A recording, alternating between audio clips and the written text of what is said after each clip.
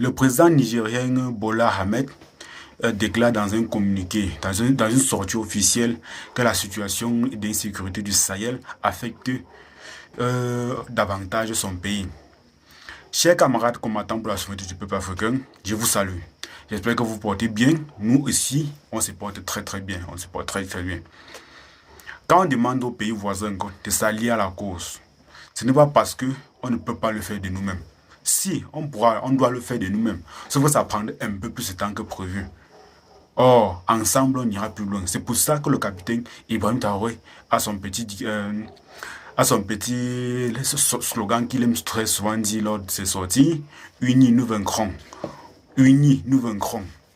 Vous pensez que c'est un truc sorti d'un conte de fées? Quand nous sommes ensemble, si tous les pays africains se mettaient pour lutter pour la souveraineté, de l'Afrique, on obtiendra cette souveraineté le plus tôt que possible, le plus vite que possible. Et en obtenant cette souveraineté, on bannira le terrorisme. Aussi longtemps que le terrorisme existera au Sahel, les pays voisins en souffront aussi. Oui, c'est comme une maladie contagieuse. Tant qu'on n'a pas traité à la source, tant qu'on n'a pas traité à la base, les autres organes en souffront aussi de cette maladie.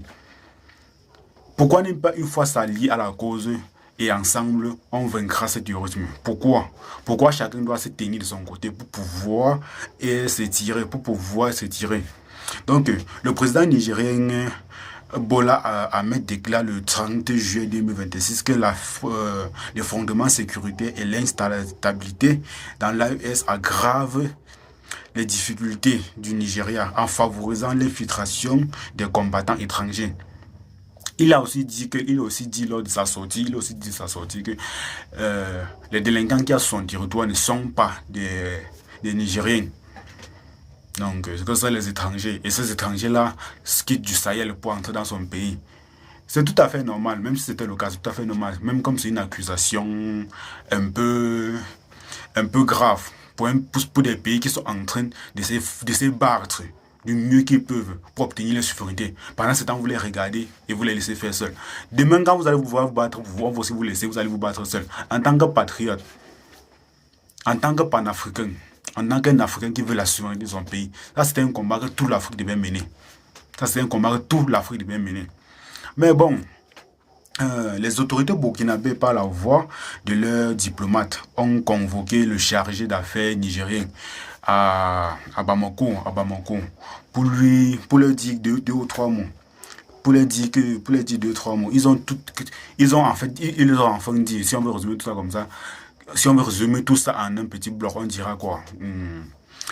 Lorsqu'on a invité le monsieur en question, on lui a fait comprendre que la déclaration de son président était en quelque sorte une simplification. Donc une analyse qui minimisait en fait les efforts et les sacrifices d'abattre jour et nuit les armées du Sahel.